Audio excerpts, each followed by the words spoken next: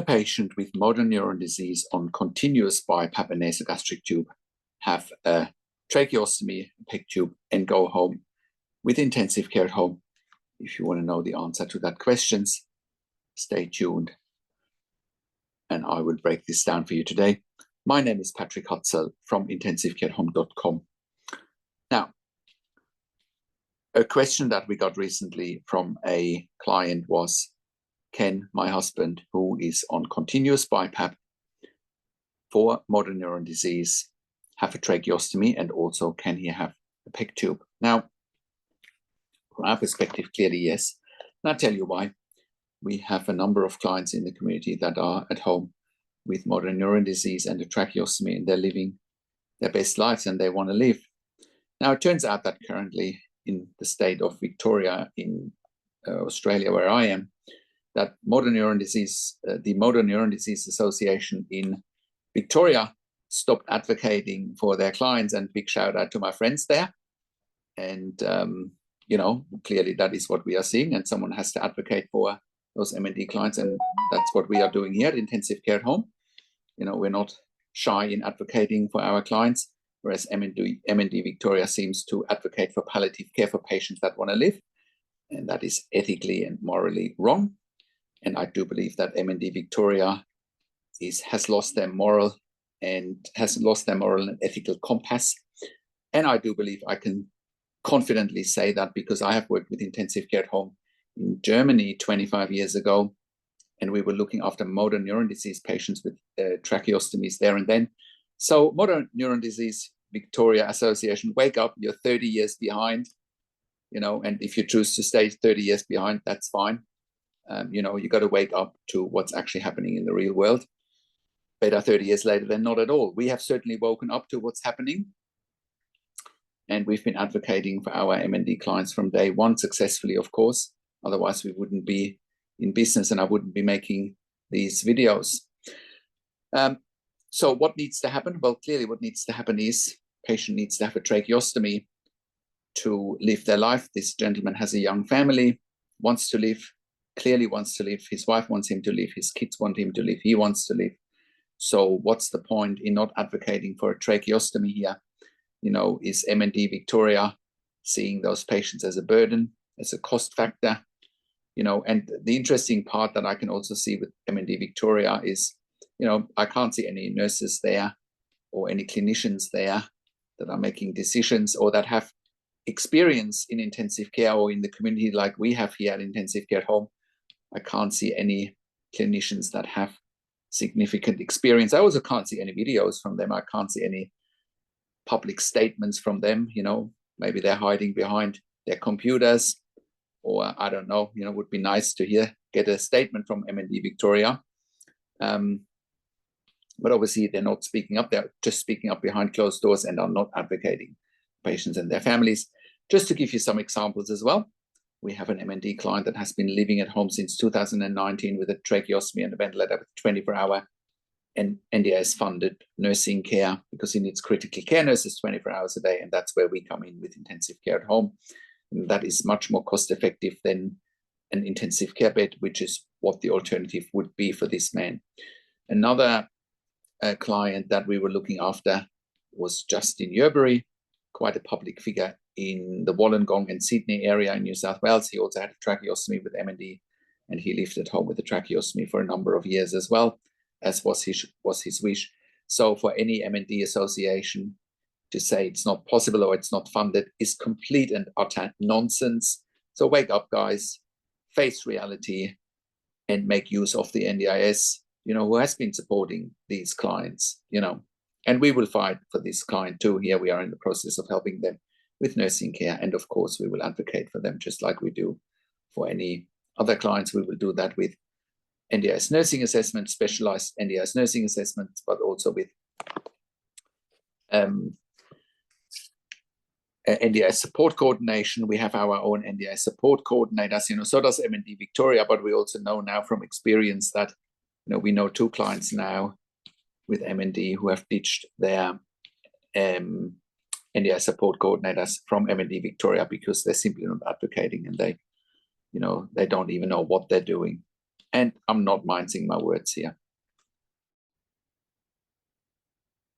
And if you need help for, anything advocacy related or nursing related for MND, motor neuron disease, please reach out to us. We're here to help and we're here to support. So with all of that said, with intensive care at home, we are sending our critical care nurses into the home 24 hours a day. Therefore, we are providing a genuine alternative to a long-term stay in intensive care for ventilation, tracheostomy, home BIPAP, home CPAP, ventilation without tracheostomy, tracheostomy without ventilation, home TPN, home IV potassium infusions, and home IV magnesium infusions. We're also providing ventilation weaning at home. We're also providing central line management, PEG line management, Hickman's line management, as well as porta cuff management for home TPN, but also for IV infusions. We're also providing nasogastric tube management, PEG tube management at home, as well as palliative care services at home. We're also sending our critical care nurses into the home, emergency department, bypass services. For emergency department bypass services, we have done so successfully as part of the Western Sydney Local Area Health District, their In Touch program, saving approximately $2,000 per patient that we keep at home instead of going to the emergency department. And we're actively making sure that there are empty beds in an emergency department for the patients that most need to be in the emergency department. We're also in a position to cut the cost of an intensive care bed by around 50%. An intensive care bed costs around $5,000 to $6,000 per bed day. Our services cost around 50% of that. And we're freeing up the most sought after bed in the hospital, which is the intensive care bed. Most importantly, we're improving the quality of life for patients and their families. So it's a win-win situation for all stakeholders. With intensive care at home, we are currently operating all around Australia in all major capital cities, as well as in all regional and rural areas. We're an NDIS-approved service provider all around Australia, TAC and WorkSafe in Victoria, iCare in New South Wales, NIISQ in Queensland, as well as the Department of Veteran Affairs all around Australia. Our clients and we as a provider have also received funding through public hospitals, private health funds, as well as departments of health. We are the only service provider in Australia that has achieved third-party accreditation for intensive care at home in 2025. We have been achieving this level of accreditation since 2012. No other provider has achieved this high level of accreditation in the community and has created more intellectual property for intensive care at home nursing than we have. That puts us in a position to employ hundreds of years of critical care nursing experience combined in the community. No other service provider in 2025 employs a higher skill level in the community than we do, which enables us to look after the highest acuity adults and children in the community in Australia safely. And if you're stuck in ICU, in an ICU bed, or your family member is stuck in an ICU bed, especially if you're long-term ventilated with tracheostomy, or if you're at home already and you're watching this and you realize that you want to go home or that you don't have the right level of support if you are at home, I'll give you some tangible examples today how we can turn situations around for you. One of our first clients over 10 years ago was a client who was at home on a ventilator with a tracheostomy with a support worker model 24/7. Of course, support workers cannot look after clients at home on a ventilator with a tracheostomy, full stop. That is like flying the airplane with the cabin crew instead of the pilot, because anyone on a ventilator with a tracheostomy is at very high risk of medical emergencies or dying if they don't have critical care nurses looking after them 24/7. This is evidence-based and it's documented in the mechanical home ventilation guidelines that you can find on our website. Think about it. In intensive care in a hospital, you wouldn't have support workers to look after a critical care patient on a ventilator with a tracheostomy. So why would anyone in their right mind do that in a home care environment? So eventually this client found out about us. We were proving our concept with this client very quickly. When we worked with the client, we sent him intensive care nurses 24 hours a day. He never, ever went back into ICU ever again. And we were proving our concept there very, very fast. We can do the same for you if you're not safe at home, which includes the advocacy for funding that goes along with it. We have always successfully advocated for our clients. Otherwise, we would not be in business. This is also why we are providing level 2 and level 3 NDI support coordination. We have a team of designated and dedicated NDA support coordinators, and they have a wealth of knowledge. I've done an interview with Amanda Riches, one of our NDA support coordinators, and we'll put a link to an interview with Amanda in the written version of this blog below the video. We're also providing TAC case management and WorkSafe case management in Victoria with Lucy McCotter. And if you're an NDI support coordinator or a case manager from another organization watching this, and you're looking for nursing care for your participants, please reach out to us as well. If you're looking for funding for nursing care for your participants and you don't know how to go about it and what evidence to provide, I encourage you to reach out to us as well. We can help you with the right level of funding and with the right level of advocacy. We're also providing NDI specialist nursing assessments done by critical care nurses with a legal nurse consulting background. And if you are a critical care nurse and you're looking for a career change and you want to join a very progressive, dynamic, and high-performing team of critical care nurses in the community, we are employing hundreds of years of critical care nursing experience combined. If you are looking for a career change, we're currently hiring for jobs for critical care nurses in Melbourne, Sydney, Brisbane, in Albury, Wodonga, in Bendigo, in Geelong, and in Warragul in Victoria. If you have worked in critical care nursing for a minimum of 2 years, pediatric ICU, ED, and you have already completed a postgraduate critical care nursing qualification, we will be delighted hearing from you.